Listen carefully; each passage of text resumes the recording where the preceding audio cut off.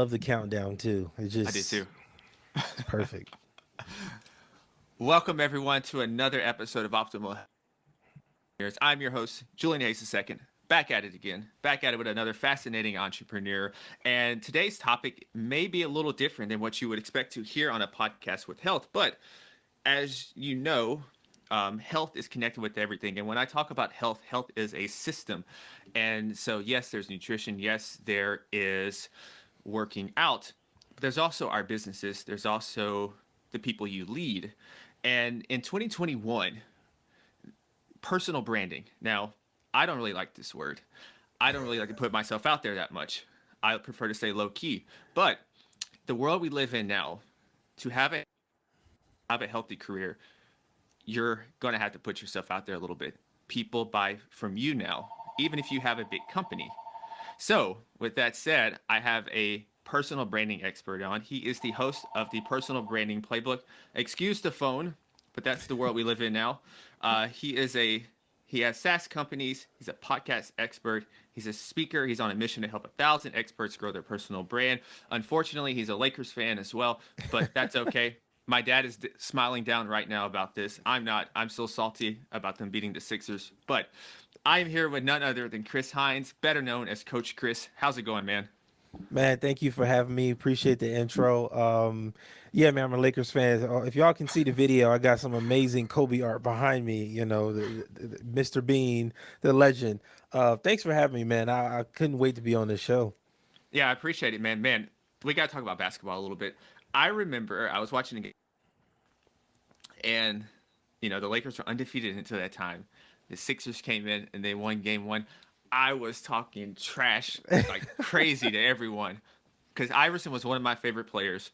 I had number 3. That was my basketball number because of Iverson. I had braids and everything. And I was talking so much trash. Oh And my then, God, that's hilarious. You know what's funny? What's funny? I met Allen Iverson before that game. wow. There's a hill out in, I think it's by Manhattan Beach, if I'm not mistaken. It's called Sand Dune Hill. Hmm. Anybody from LA know what I'm talking about? It's a massive hill of sand. It's like a mountain of sand. Westbrook works out there. Harden has been there. All NBA players go there to work out. Back then, even in the early 2000s, NBA players were going there to work out. So my family were there this day, and I just see a bunch of people run up the stairs, and it's like huge guys, so you can tell don't run a lot. And inside of the group of people, it's Allen Iverson, and I'm like, he's out here running up here before game one of the finals.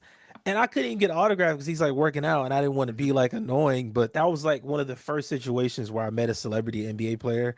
He just like, "What's up, little man?" and just kept running. I was like, "All right, man, that's enough for me. I'm happy with that." He acknowledged me, so that was like a really cool moment of my life. That was just one moment where I met NBA players. Like, the reason why I'm a fan of the Lakers is because I grew up in LA, but I actually Yeah. met Kobe and Shaq, so Hmm. that kind of is part of my fandom. Yeah. Yeah. I can't, I can't. My hate is not salty like a lot of the Philly fans where it's just vile. But it's just, man, I just got tired of the Lakers like just dominating at that time. It's like, man, they were dominating, but that team was stacked. But Yeah. also, when you see NBA players just playing right before a game, you're like, how do they do that? But then you hear Michael Jordan, who was golfing before a game. There's levels to this basketball. Like this is why Yeah. like I have a hard time calling any NBA player trash because Oh I man, I hate I've that. I played against like the 10th man. He ended up being like probably like an 8th or a ninth man on the rotation NBA player, and they absolutely worked us. Made me Oh yeah. question made me question if I even knew how to play basketball at all.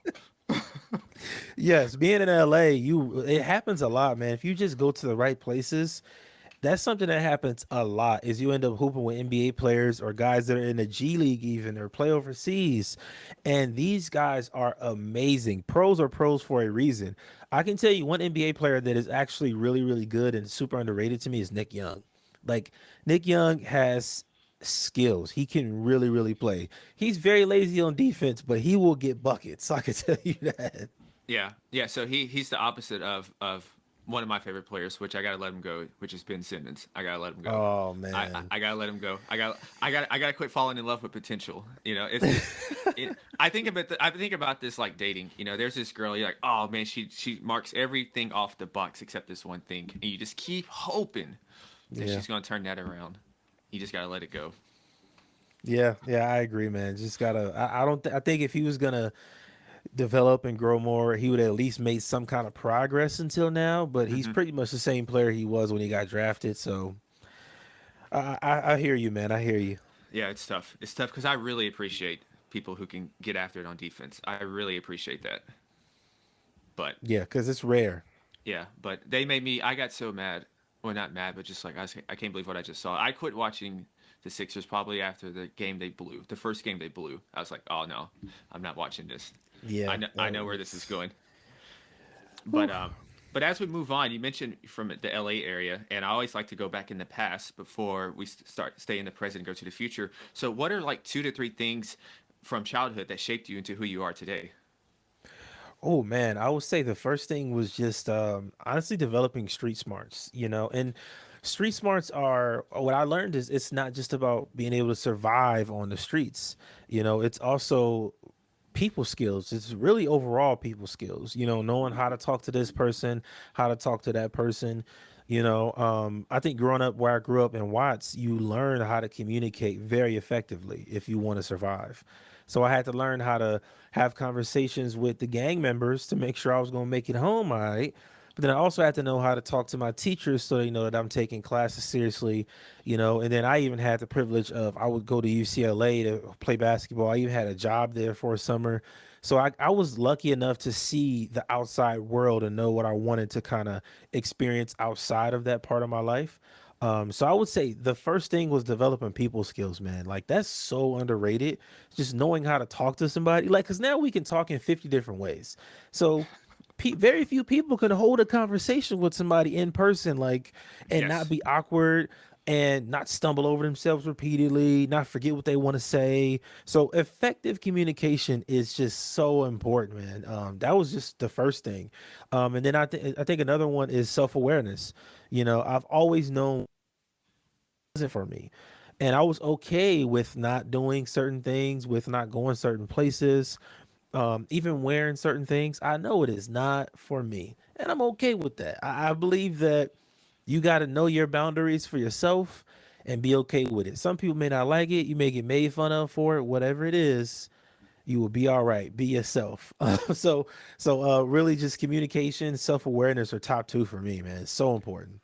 Yeah, I can relate to the people skills and the street smarts because I was the exact opposite. Um, like I I was the exact opposite. So, I grew up in a fairly like suburban academic place and everything. And so, when I first started like this entrepreneurial online world, like writing and everything, like I was so proper. Even when I spoke to people, Mm. even when I text, I was so proper. Like I'm using semicolons, I'm using, like, and I still have a habit of doing that sometimes when I like text, and I'm trying to break that habit. But like, I was just so formal, and a lot can go over people's head when you don't have just that intuitive street smarts people skills to really relate to people on that level. So Yeah. Yeah. I think it's something that has to be learned. I would say number three for me, I want to put this in there too, is relationship skills. It was certain gang members in my neighborhood that I had to know. No, I don't want to be a gang member. I don't want to be a part of whatever y'all got going on. But I have to know these guys because if somebody else comes over here, I need to know, okay, these are the guys. Somebody else isn't here, then that's awareness right there. Okay, that guy isn't usually here. mhm. Also, once they get to know you, they'll leave you alone for the most part.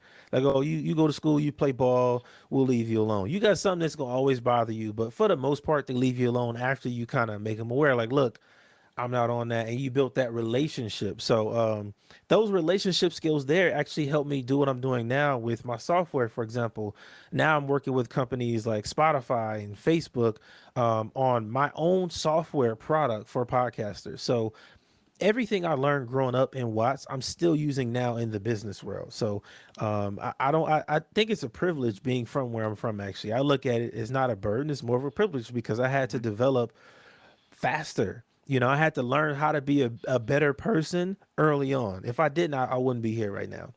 Yeah, I really do love that attitude because I'm of the firm belief, and I've talked to people from all walks of life now that wherever you were born, however your upbringing, there is some advantages to that. No matter the situation, there is some advantages that you can put out of that. And like this is, like you said, made you a much more refined networker and relationship builder from the Yeah. start. Like I read books, looked at people, studied people, asked questions to learn how to network people and be more like a people person. You know, so I think that's awesome to hear right there. So how'd you, I think I've first came across your radar a few years ago, and you were talking with like podcasting at the very beginning. Yeah. What made you stick with podcasting when it wasn't popular? Because a lot of people have this instant gratification thing to where they'll jump from thing to thing, and it's the same thing if you're thinking about health now. They'll jump from diet to diet, plan to plan. It's just this thing here. Man, that's a good question. It's funny. I didn't want to stick with podcasting for a while. I was kind of like against it. I didn't want to be known as the podcast guy because I thought that was putting myself in a box. Then I learned that it's actually not, because when you create boundaries, you get more freedom, right? So for me, it was because I started off talking about basketball, and then in my first month of having my first show, I was able to get sponsored. And mind you, it was only like $10 an episode, right? But I was doing 3 episodes a week, so that was $30 a week, and I was excited to just be getting paid to talk about basketball. It's not like it was something I hadn't done my entire life. Like at that time, my whole life revolved around basketball. I was a coach, youth coach. I was training. I was playing professionally. I was doing writing and podcasting. So my entire life, from when I woke up to went to sleep, was basketball. And then when I realized that I could do more, that's when I said, okay, well, let me take this outside of basketball and go into another area. That's when I started the Key to Success podcast. And I just wanted to interview people who made a lot of money. That was it. Like, that's all I cared about. And it actually worked. I got to talk to a lot of amazing people. One of my favorite interviews I've done to this day was with Zoe Williams. He works with I think it's Dash Radio. And man, shout out to Zoe, man. That was a really great interview. And that's when I first learned, like, wow, I could really build something from this, because that's what he was doing. And I realized I can focus on this and kind of just build. And then a little time after that, I kind of got an insight to where the future of podcasting was going. So I just was determined to stick with it, man. It's been about, man, it was 6 or 7 years. I've lost track at this point, man. It's been a while. Yeah. Yeah. This hearing that story reminds me of the book, Robert Greene's Mastery. Yes, Yeah. yes. 10 Yeah. years, 10 years.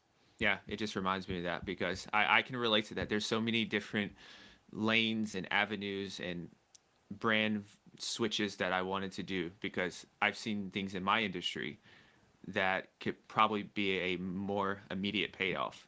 But I had to Oh, yeah. like stay married to the vision. I guess I don't know any other way to put it.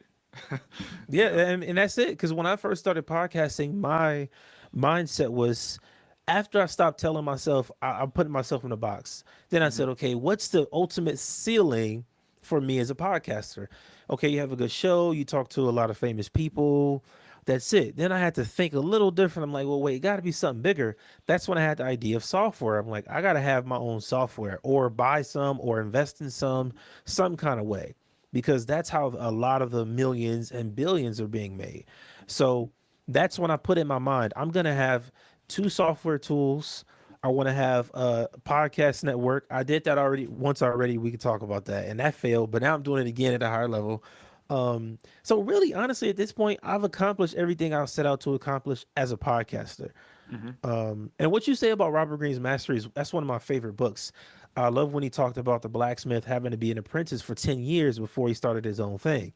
Hmm. I believe now we only really need to commit 5 years. And I say that because we have more tools to learn. Back then, if you wanted to be a blacksmith, you could only learn from one other blacksmith.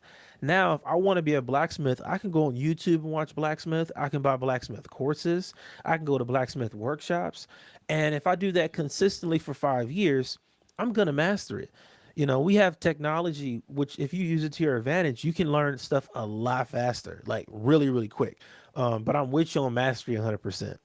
Yeah, it's interesting how in that book, which stories stand out to us. and how you mentioned that one. Like the one for me is always John Coltrane, and how John Coltrane studied classical music.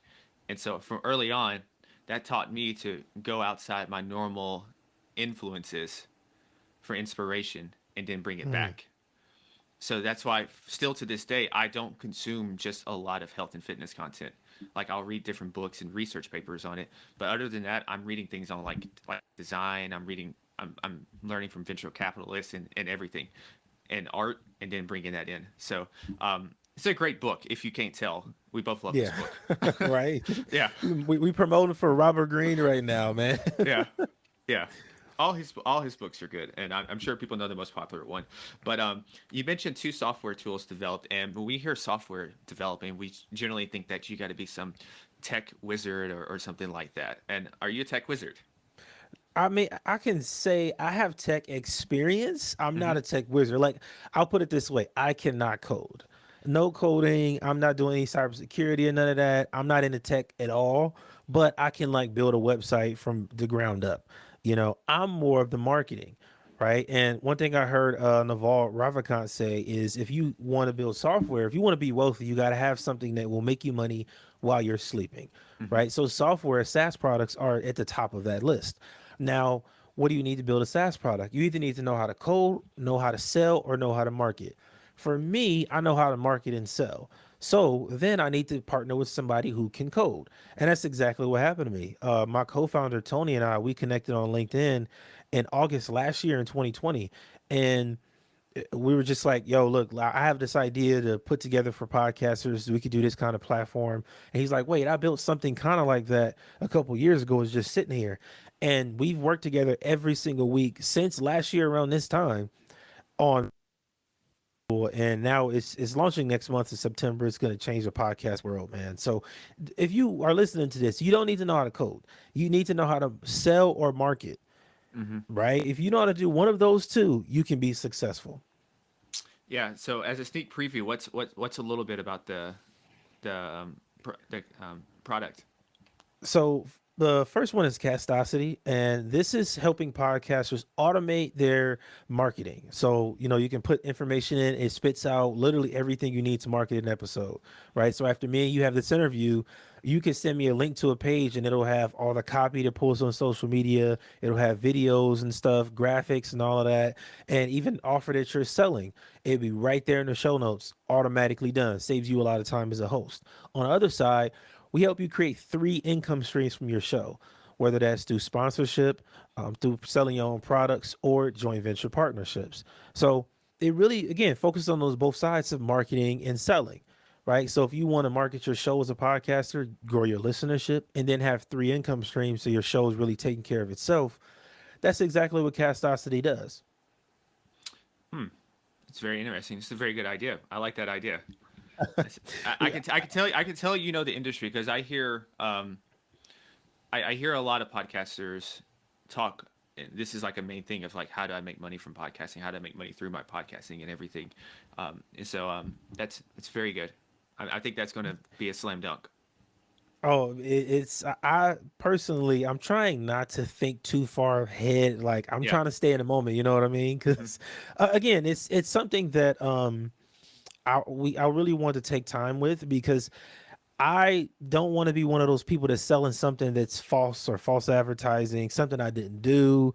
So when I say create multiple income streams from your show, this is something I've been doing for years now. Hmm. For years, I've done it for my show, for other people's shows I wasn't even on.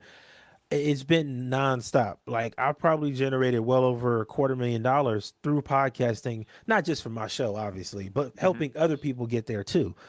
So that's why I was so focused on getting software done to actually help podcasters, because 99% of hosts don't make any money. Yeah. So now I want to help podcasters actually make some money. My goal is to help a podcaster be able to cover their monthly expenses with their show. Just like $2,000 to $3,000, that is life changing for a lot of people. Hmm. It is very much so because you know that initial income right there, that 2 to 3 thousand that they get through their podcast, yes, it's going to cover the bills, but it's also going to change your confidence, it's just the way you feel about yourself. And there's something to be said about momentum. And I kind of think about this with health. And there's when you do something that you can't do. Like I'm almost done with marathon training here, and that's totally out of my realm of things. And I have a sense of confidence in like my abilities with performance and everything that I never had because I'd done something Mm. really hard. And I think for the podcaster there, and this is for any entrepreneur when you're getting that endeavor, like, and I think I forgot who said this, that they said at the very beginning of any project, service, or anything, this is the hardest it's going to be ever. Because as you go along, you're going to have more resources and then you're going to have more of a network, more support to help you. So if you get through this very beginning stage, you're most likely going to make it and get whatever dreams that you want. Oh man, that is 100% true. When I started out podcasting, I didn't have anything. I have a picture of me that I show people all the time. Like I'm putting on stage at Podfest this year, and it's me in a bathroom. I have a makeshift table, this little flimsy desk. Me and my dad put it together like super quick. It wasn't anything fancy. It was like my office. It's me sitting in the bathroom with this makeshift desk, and I have no microphone. I have like the old Apple headphones plugged up, and you can see I have like my notes on my phone open. Like you can see the shampoo in the background. It was really just a grimy beginning. Mm-hmm. But like what you said, you have to start off like that because starting that way is what helped me get to the point of knowing people in the industry, having opportunities, and people I connected to then in like 2015 are helping me launch the software now. Mm-hmm. So again, if I can stress anything to the people listening, build relationships. That's one thing that has changed my life. And for a while I thought I wasn't good at that, but I've been really good at it over time. I didn't even realize it. Yeah, yeah. I relate to a lot of that. It's you're holding. I think Bob Proctor says something about hold the image in your head that you want, no matter like your current circumstances or where you are now. Like go ahead and be that person now. Dress how you want to dress, how that person would dress, or however you see yourself Mm. dressing. Go ahead and do all of that. So I've that's been one of the things that I've really kept in mind lately is to be that person as best as you can right now. Yeah, I totally agree. And I think not only that, but once you start the small way, even if it's Mm-hmm. one day a week, changes everything. Then It you does. add in certain habits, right? Like for me, what I started doing now is I'm also a father. So I have my 3-year-old with me and I have a 4-month old. And it's just me and them. I'm taking care of them every day, pick up, drop off. I'm making bottles, changing diapers, all of it. Just me. Still running 3 different companies. So I had to start setting aside time on my calendar. I literally set aside time to go to the gym and lift. I set aside time to also take naps. To take a nap, I put that on my calendar so nobody can schedule anything. And I Yeah. thought it was stupid at first, but now I realize that's one of the smartest things I've ever done. Yeah. Yeah, I was going to be part of my next question is how do you balance in that? But it sounds like having the kids has actually made you much more productive because you realize you don't have as much time to waste. Man, people don't understand. Kids, I kind of laugh when people that don't have kids talk about what they're gonna do when they have kids. Like, kids I'm one of those run your people. schedule. Yeah, one of those I people. know Yeah, it's I don't kind of have any. Yeah. inevitable. I get it, but it's the kids run your schedule. If you don't have a system set up for them, they run you. So for me, I'm like I make the bottles at night. Prepare everything. So when I wake up at 3 in the morning, 4 in the morning, I just need to put the formula in there, and boom, boom, boom, we're ready to feed. When it's time to go to school in the morning, I have the clothes laid out at night. I make the lunch at night. So when it's time to go, we just get up, get dressed, brush your teeth, we out the door. Right. So creating systems is something that kids will force you to do. And I pick them up from school at 3. I know from 3 to about 8:30, they need a lot of my attention. So I'm not even trying to work during that time. It's just it wouldn't make sense. That time I'm bathing, probably cleaning up after him because a 3-year-old is just it's a tornado. Making dinner and stuff, reading, playing games, all of that. So having just a routine and a schedule, even when it comes to like tablet time for the 3-year-old, we have a schedule for that. At 6 o'clock, she knows the tablet got to go away. And on the weekends it changes obviously, but having that Hmm. routine, man, is just I wouldn't survive without it. I'll be honest with you, I would not survive if I didn't have that routine, man. Yeah, I see. So, do you think the kids has made you more patient, which has then translated to you being able to handle being more patient in business? or do you think, or were you already patient before the kids? That's a really good question. And I would say the kids teach you that because as much as we teach our children, they teach us things too. I think mothers have just because of their nurturing ability, they're more patient than we are as fathers, right? So when I'm talking to my 3-year old and she won't listen, it's like, okay, I gotta find a way to get her to listen to so that she understands what I'm saying. So I've had to find ways for us to communicate. For me, as I'm damn near 30 and she's not even 4, so we got to find a way to communicate effectively where I'm not getting stressed out and screaming and stuff. So kids teach you that. Like as much as you teach your child, they will Mm-hmm. teach you. That is a rule I live by. I'm never upset and um mad at them for not understanding me or anything. I always just take a step back, like, okay, let me put my mind back into a 3-year old and think the way they would think. And then that helps me come back down to a level. And when I go into business meetings and I have these different confrontations, I'm always thinking like, I got to look at this from their perspective and think like they would. The same way I do with my kids, the same way. Yeah, and see, and that I bet that's part of your whole personal brand ethos. And so, as we kind of transition into the personal brand, I guess let's initially start. Like, I think we probably have an idea of what a personal brand is. So, what's a personal brand mean to you? I think everybody has their own idea of it. So I like to just let people go with that. Whatever your idea of it is, that's fine. But at the core of it, this is the only question I tell people to ask themselves. What value do you provide to the world? Mm-hmm. What value do you provide to the world? Somebody else may do something similar, but they won't do it like you. So, what value? And when I say value, I specifically mean what result? How can you actually help people? Somebody that is, in construction, they're building things that help the world. Even a comedian, they help people laugh, maybe get their mind off their problems. That's still value to the world.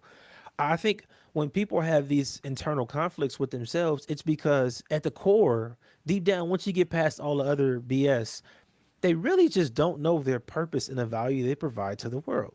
Mm-hmm. So they feel lost and kind of misplaced and they don't belong anywhere. It's because you don't know how you actually provide value to the world. When you answer that question, a lot of stuff in life just kind of falls into place.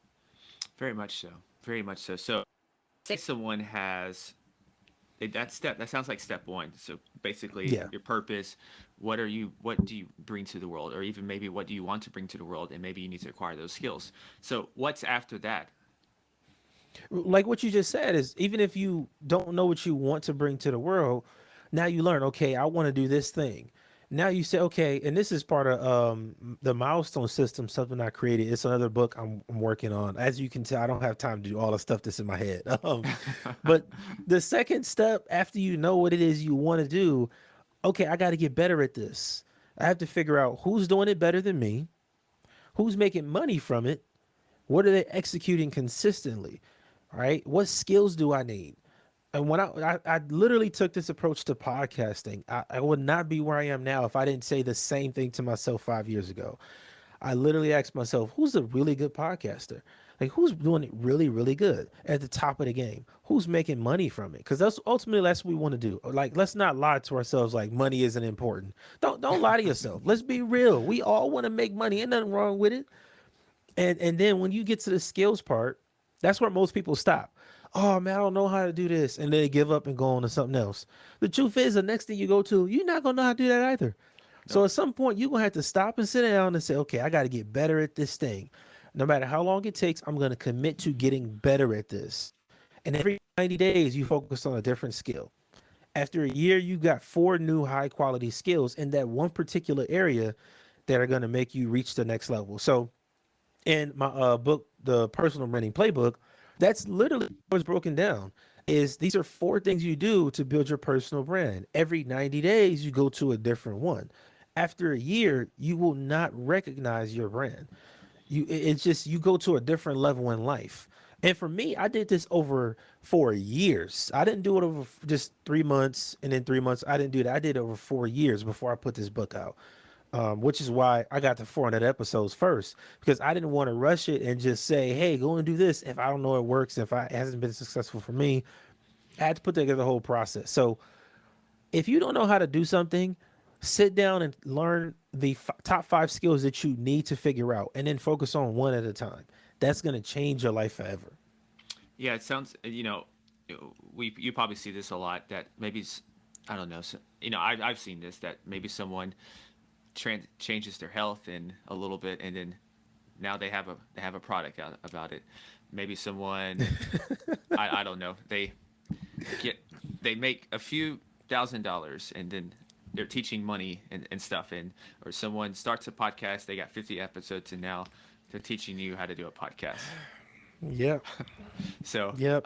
We see it a lot, man. That's a trend. yeah, I mean, part of me, I guess this is the compassion part of me, and reading Buddhism books and everything. I'm at least like, at least they're trying to do something. They're being a productive citizen of the world. So I try not to, I was like, whatever. At least they're trying to do something. But then I also kind of wonder, the people who buy that kind of stuff, are they going to be jaded for the next time they want to go buy something and everything? So I don't know. I go back and forth between that. What do you think? I agree, man. I agree. I've had people who sell podcast products message me about buying their podcast product. Like, they will literally come to me and say, "Hey, do you want to launch a podcast?" And I'm just like, I already know you're doing this wrong because you didn't even research me as a prospect. So I do give people credit for trying, but when it comes to developing products specifically, I always tell people this is the thing you should do. First of all, you need longevity. You need to put some time in whatever you're trying to do, you need some time. If it hasn't been at least a year, you should not be selling a product on it. Just the truth. Then after that, during that time, actually, what you should be doing is helping people for free. Yes, I said free because that builds trust and you're going to learn more about the market. You're going to learn more about what people want. You're going to learn more about yourself and how you can actually help people. Because I've done what I've done for so long now, I know I don't like working with certain podcasters. Like, if you have a comedy show, I really don't work with those people very well because they're kind of all over the fence about what they want to do. That's not my type of client. You only learn that kind of stuff over time. And then the funny thing is, if you just work with people a year for free, at the end of that year, you'll have like 20, 30 testimonials of people talking about how great you are. Now you come up with your first product. Now people are actually going to buy from you because you have proof, a year of proof of you helping people. I think people rush this part because they want to make the money, they want to get paid fast. But what it does is it stains your personal brand for a long time because if you're not prepared to serve those clients, what are they going to do? They're going to tweet about you and say you're a scammer, or somebody's going to say, oh, they're not good at what they do. Now you literally lose out on all your prospects because you didn't take the time to build your brand. So you got to kind of feed your brand over time and kind of let it build and grow into something special. Yeah, and speaking on growing something, you mentioned you're doing another podcast network. What did you learn from the first one that you attempted? Oh my God, so much, man. I learned that I was a terrible manager. Like, I just wasn't good. Like, I also learned that when you bring people on as talent, you have to treat them as talent. You can't treat them as friends and try to be too cool with people. It has to be a relationship where I have to run the show and you have to be a part of this. I have a program I'm running. When you agree to be a part of this program, you agree to be a part of the program, meaning you follow the process. You don't get to come in and make things your own way, right? I also learned how to broker deals. That's when I really learned how to go to a company and say, hey, look, I want to, because we had 30 sponsors for over 12 shows. So it worked very well. I learned how to sell 4 shows at once. Like, hey, I have 4 shows. They put out 2 episodes a week. We can run your ad as a pre-roll on two, and then a mid-roll on other two for the next 2 months. Here's what we want to offer you for that. Here's what we're willing to charge you for that. And negotiate that deal to where other people are getting paid, and I don't even have to be a part of the content. For the longest time, I wanted to do something like that. The network was the first time I actually made it happen. And that was really fun because I did it multiple times. But then I also learned when you make money, you can't pay people up front for a job they haven't done. Can't do that. You can't, because I did that and then people stopped producing content and then I got sued and it was just a big headache. So I learned a lot, man. That was just, it's crazy how that happened because I did it so bad. I was like, man, I'm not doing another one till like 2023. I didn't want to do it for a long time, man. Like, I really was kind of I didn't want to. Yeah. But iHeartMedia reached out to me in March and was like, "Hey, we want you to launch a podcast network."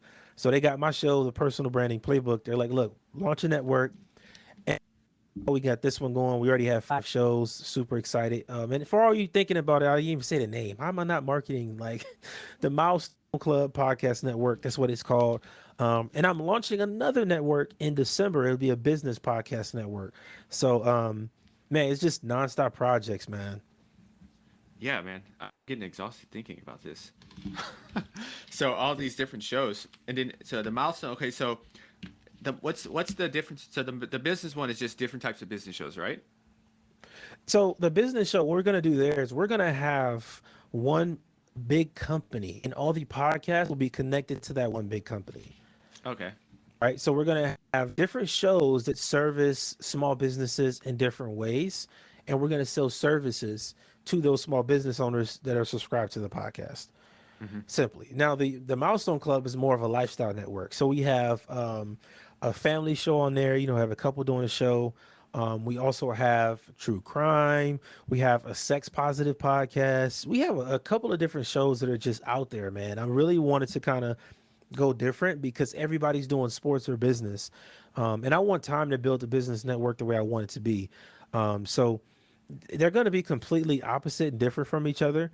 And I'm just excited to have the opportunity to do it again.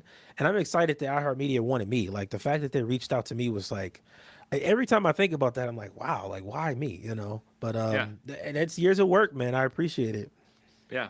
So yeah, I'll definitely be paying attention because I in the back of my head I had ideas about a like a health and performance network and lifestyle. So I'll be watching what you do, and then let's see what year 2020 maybe 2023 2024. I'll be ready to do something. So, but yeah, man, that's really good to hear, and I think there's a lot of takeaways that you can listen with that is that your initial iteration did not turn out how you thought it was going to be, but you still was a lot of things you could take from that molded you into where you currently stand right now. So there's no such thing as failure. It was only feedback and lessons. And that's kind of how the same way I am. And it's kind of the same approach that I preach with clients and people I advise is that there's really no such thing as failure unless you just stop. There's going to be constant iterations. Like I think I've iterated my business and philosophy so many times, and it's I think it's a constant iteration. It's a constant evolution. As you grow, your business is going to evolve as well. Yeah, it's part of growth, and I'm glad it happened then because what I learned as a podcaster has helped me for so long now, man. Like in so many different ways. And now can take that information and go and build multiple networks. And now I Hmm. even know how to make 10 times as much money. You know, I know how to make a podcast worth 6 figures. You know, I know how to get my host paid to where they're making, you know, like I said, covering monthly expenses, you know, $3,000 to $5,000 a month. You know, I know how to get us there. And it sounds crazy when I say it, but I'm happy that it failed. I really am because I don't think I would have learned nearly as much had it been successful. Like for a long period of time, it was going really good, but it didn't reach a peak. Not what it could have been. But Hmm. again, I'm just so happy it didn't, man, because now I have a much bigger platform. So I'm excited beyond belief, man. I know Yeah. I'm doing a lot. I sound like a crazy person. No, no, no. I spoke to some legit crazy people. We all got a little different craziness in us. Like I'm probably crazy probably when it comes to the aging spectrum and pushing that kind of stuff and so I got some crazy stuff that I'm kind of doing on that end. So so we're all crazy on different ends. So no worries about that. I kind of agree with you and I relate to that. Is that I wanted success sooner, but I just thought about the younger me, even though I'm still chronologically I'm still young, and biologically I'm still young. But I thought about if I would have had all the success I wanted at like 26, 27, just right off the bat, I would have blew it all. Because then Yeah. I was still working out and all this stuff, but I would have partied a lot. I would have partied a lot. So Yeah. Yeah. so I and plus I needed to be humbled. I needed to be humbled because up until that point I haven't really had any really just times where I just failed. Generally anything that I put my mind to, it was just instant success for me. pretty easy. So I needed to be humbled. Right, and that happens, man. That happened to me when I was playing basketball. I had one time where I went to like a training camp, and Ron Artest was a coach, so they just let you know the level this was on. Yeah, and that was actually a pretty fun day, man, because he actually showed us how Kobe post ups and stuff. So that was, Hmm. I use that in the gym all the time. I'll be killing dudes with that one, man. But I had to go against this guard who's like a pro guard, and I'm thinking, yeah, I'm about to play on this team, and I'm this good, and I'm all this, and I got my ego is boosted. Man, that dude cooked me. He was a pro. Like he had been like, he finished like fifth in MVP voting or something in some Euro League or something like Oh that. man. And he went to work, and I was like, all right, let me just relax a little bit. I got some work to do. Yeah, totally get it. But as we get ready to wrap this up, I'm going to do a few rapid fire questions. So the first one is, what are maybe 2 to 3 books that have had a major impact on your life? Oh, I'm literally looking at my bookshelf right now. I would say number one is The Alchemist. That was like the first book that got me into entrepreneurship. I think Hmm. that's the book every entrepreneur should start with. Another is Blue Ocean Strategy. Not because I follow the entire formula, it just helped me think differently and doing things in a different way. And I've kind of taken what the Blue Ocean Strategy is and put it into podcasting, and that has helped me tremendously. Um, Another book, oh man, that's tough. I would say Robert Greene's books are at the top of my list, man, because all of his books have like a different message. Him and Malcolm Gladwell are like two of my favorite writers. Hmm. You know, so The Outliers is one, Mastery is one. Not actually not 48 Laws of Power though. I don't really, nah. Uh, so those are the kind of the writers and the books that are at the top of the list for me. Yeah, yeah. I actually, Laws of Power was good, but I kind of knew that just from other previous books. Because a lot of the books he referenced in there, I've already read beforehand. Um, I think, I thought The Art of Seduction was good, and I Yeah, know people yeah. don't talk about that one a lot, or they think it's just for women or something. I thought it was good because it's really people skills. Actually, That's all. it's That's all it yeah, is. it's really just people skills. So that book taught me a lot about people. And Exactly. And I think for me, I'm also not oh another book that's really good. It's called Built to Sell. Really good book. I'm not a reader, like I read the entire book to say I read it. I read and get what I need to get and then I put it down. I rarely finish books, honestly. I just read what I need to get. As soon as I get the idea and inspiration, I'm off. I don't read a whole book. I swear. oh, I wish I could do that. I think I wish I could do that. No, I but I think I read just for like pleasure a lot and procrastination for me. So I got to be careful because I can just read 4 or 5 hours and without a blink of I an eye. can't see. If I read for 20 minutes, I get an idea and I have to go work. I can't read that long. Yeah, It is crazy, man. That's crazy how opposite we are on that. That is wild. yeah, yeah, very much so. But but that's why. But like I said, I bet though that you're much more willing to take action a lot quicker. Oh yeah, I'm willing. Yeah, I'll where jump out the window, man. I'm yeah. crazy with it. Whereas like let me think about 5 or 6 different scenarios, and then I'm gonna try to strategize all this thing, and then I'll do it. So I think there's strength in that approach, but there's also strength in my approach. So it's a even balance as well. Yeah. But so the next thing here is, let's say pretend you got a bottle of wine or coffee or tea, whatever your drinking preference is. You're at a round table. There's 3 seats there, and you're going to join them for a discussion. What 3 people in the would you invite at that table to sit with you? They can be dead or alive, and it has to exclude family. Okay, I like that you put exclude family. I like that because I know most people go to family. I wouldn't say family, but I know most people would. Yeah, they do. Number one for me, I want to go with interesting people who I would love to interview. Like this would be like a group interview for me. Okay. I would love to have a discussion with, and this is gonna sound insane. You got to clip this 'cause I got a crazy list. Number one, Malcolm X. Got to have Okay. Malcolm X. One of the most polarizing people ever. Then Kanye West. Just those Okay. two alone, that's going to be a crazy conversation, I think. And that would be very, very insightful. Those two alone would be amazing. Number three, gotta be Kobe. Gotta be Okay. Kobe. I mean, I would be crazy not to. So Malcolm X, Kanye, and Kobe. I like that. I like that. I like that. And all those people are people. If you describe them, one of their traits will say all these people have vision out into the future, and it's kind of a reflection of how you took podcasting and had vision for it. So this question's undefeated. Typically, this question always tells you who the person is, and it always matches up. Hmm. Yeah, always matches up. That's a good point. That is a good point. I like that because that's factual, man. Because I do think all of those people, all those men, had the ability to see what they wanted and kind of create that reality.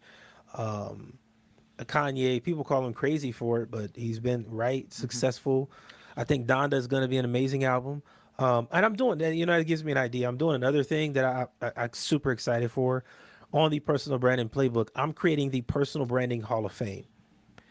So I can put people like Kobe in there, some people like Kanye, people like Issa Rae. She's going to be the first person I put in there. Well, it'll be like a special episode, Mm-hmm. and then even a blog post to just kind of. I want to create this thing to kind of show people what personal branding is, and what better way to do it than to constantly showcase people from across history that have had amazing personal brands.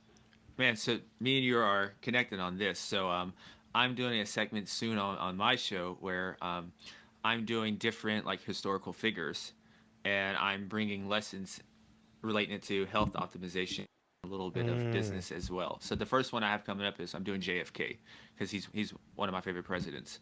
So I'm doing JFK, and then I'm doing that's so dope. Miyamoto Musashi. He's the greatest swordsman to ever live. So I'm doing lessons on him. But yeah, so we do think alike on this. Yeah. So before we leave, where can listeners keep up with more on your latest adventures and everything? Man, the best place to follow me is on Twitter, the Coach Chris underscore. Also, subscribe to the Personal Branding Playbook. And if you want a copy, you want a copy. If you want to get the bundle, you want any of the courses I have or anything like that, just DM me, ask me any questions. Love helping people. Also do personal brand audits. If you want to talk about your personal brand, that's free. You get 30 minutes of my time, and we can plan out what that looks like for you in the future. Um, and again, follow me on Twitter, please. That's the best place, you know. Or you can email me info@thecoachchris.com if you want to ask direct questions and you hate Twitter. I just have to put that out there. Twitter's I have a love hate relationship with it, but Love, I, hate, I, man. I I'm with. yeah, I have a love hate with it, but I think it's I've committed to being more active on Twitter. I think it's probably the best platform, even though LinkedIn's more applicable for me. But that's a whole nother story. But Yeah. anyway, listeners out there, I hope you've enjoyed this conversation. And as always, stay awesome, be limitless, go be superhuman. Peace.